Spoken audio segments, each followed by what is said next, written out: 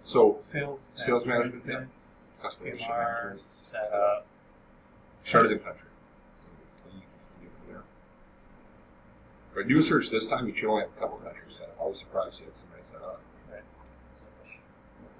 There. Select all. Okay. Right, so country of origin code is Canada, which is CA. Your currency is Canadian dollars. That was set up before. In this case, you don't even have a ShipBy by default for Canada. Okay. Right, you don't have to, but it's nice to have a default that I can hold back on if there's no other ShipBys anywhere else. It's going to be on track trailer, right? Well, so it depends on what do you mean by tractor trailers. Is it full truckload? Is it less than truckload? Is it? Oh, really? So you can define. Okay. Is it FedEx? Is it UPS? Is it is it Bob's Trucking Company? Is it customer picking it up? Those things, right? So right click on ShipBy. Again, so just whenever I'm saying right click, I want to actually use inside the field. Right. I know I wasn't really specifying that, but it should be an entry. Right. So that allows you to open with. And then click on code to do a search and see what's actually in there. Select all. Right. So we have a couple different ShipBy set up currently. Customer carrier, customer pickup, Federal Express, less than trailer load, pure litter. Right. So within ShipBy, right. So if you, for example, click on we have customer carrier click on right now, right.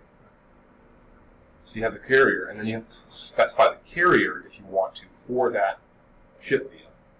Right. And that carrier also has to be set up. Oh. Right. Can you see how fast we're going to go into a series of setup? Okay. Only ever has to happen once, so it doesn't happen. Yeah. So you have to set up every single carrier. Okay. Exactly. Right. And that's why sequence is so important. So here. All right. So we have a couple carriers set up. Let's just do a new one just so you can get the process of it. So just do new file, new carrier. So file, new. Now let's give it a new code. Okay. Right. So codes are up to you. Can be up to 6 characters, I think, or 8 characters. Alphanumeric. Right. Yeah. Whatever. However you decide to do that. Okay. And just the name of the carrier. Yes. So you got Pure Litter, Federal Express. You can. Well, you already have one Pure Litter, so make this. You keep this Pure Litter. Just do Pure Litter like overnight or like Pure Litter Air or Ground or something like that, right? Okay. Right. And this is actually nice for us to look at because what you should select now, if you drop down carrier, let's see if multiple carriers have been set up. So just drop down on carrier.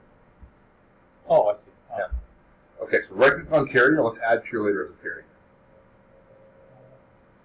Yep. So we'll file new carrier. Give it a code, just add a little character, C001 or whatever. Okay. Just define carrier 1. Right. And just say Pure Litter. Not Pure Litter. Not Pure Litter Ground, just Pure Litter. Oh. Right, and save on that. Now you can close carrier maintenance. What this allows you to do is if you select that drop down now, it may not show up yet. So it doesn't show up, right click inside the drop down. Refresh list. Or right click inside the drop down and click refresh list. Oh, okay. There shows up.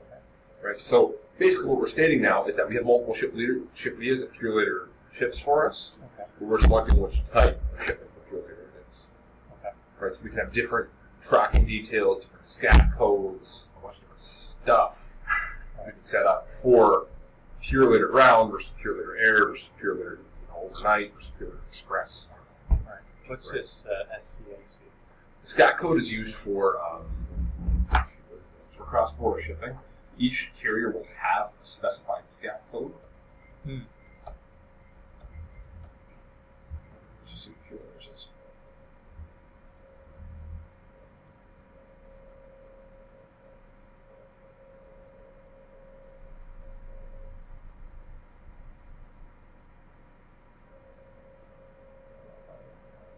So,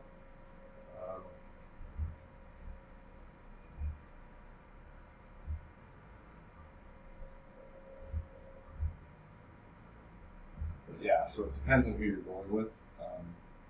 For example, here's some examples. Precision Logistics Group's last mile transportation is PLQG. Right, Carter Marketing Services Limited is PCXS. Delaware Valley Shippers Inc. is DWBL. So they all have their own little formula code they use. And I believe, don't quote me on this, I'm recording now, I believe it has to do with cross-border shipping to see what the carrier is. So effectively it can be left blank or, Yes. Yeah. So if you hit save and it doesn't force you to fill something in, or if you hit save right now and it doesn't say, hey, you're missing something, you're good. Or you fill in all the mandatory information. Right. So here's the cool part as well. We can actually use a tracking website here. So if you know a Purelator tracking website, for example, is like track.purelator.com. Right. Like let's just say it's that, right? And to do this for example, just type that into the URL.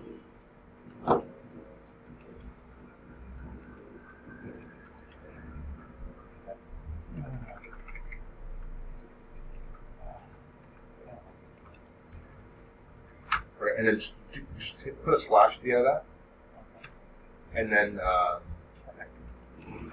we'll just say tracking num or track num. Right. So what that allows you to do is put a placeholder at the bottom, right? So the bottom placeholder is tracking num, right?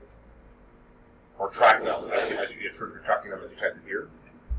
Which basically means that what it will do is when you type in a tracking number, later on when we do a shipment, if you actually do a tracking number, it'll remove tracking number from the URL and replace it with your shipping number. Ah. Right, so that way you can have a direct link to your tracking. Okay. Within that. Okay. All right.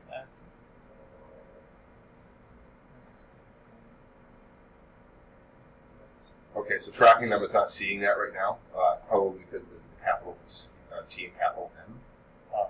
Oh, right, I see. Try hitting save on that. I don't want to see exactly what. So now it'll just replace that, right?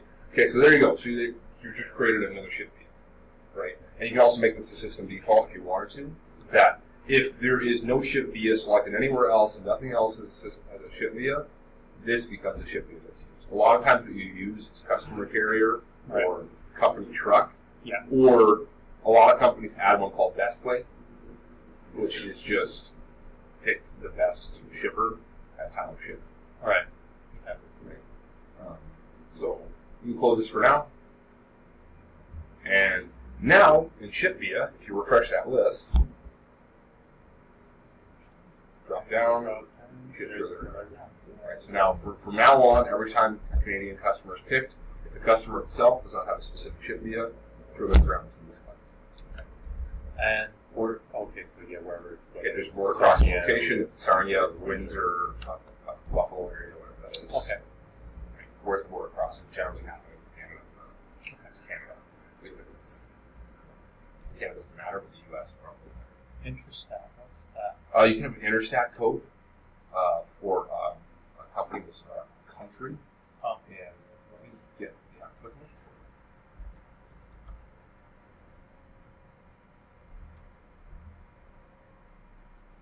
Yeah, it's for European Commission election. It's a code that European Parliament Commission has stats on trades back and forth. Okay, so again, border crossing information. Okay. I think the rest of that's okay. Port, however, if you were bringing something from China, you may want to have a port with what port does it come in from. Okay. Go to compliance, and if there are any restrictions that have to happen on the ships that come from this country. Okay. If there's compliance to restrictions, we have to add that. Right now, I was told there was nothing. No, don't. Well, that's what I mean. I was told there's really no restrictions at all. Realistically, all we need is Canada and the U.S. as countries in the system. Yeah. Because right now it's just materials. Materials in your parts sometimes you can ship from the U.S. too. That's okay. Also, your countries are set up. Some of your ShipBys are set up, and some of your carriers are set up. Okay. So let's do this. Now that we've had those things set up, let's build the DMTs that you would use to load those 4 items. I don't need to go very far. No. But let's build the DMTs right away while it's fresh. Leave this open, Okay. and then open up the DMT tool itself. You can go ahead and hit pause if you like.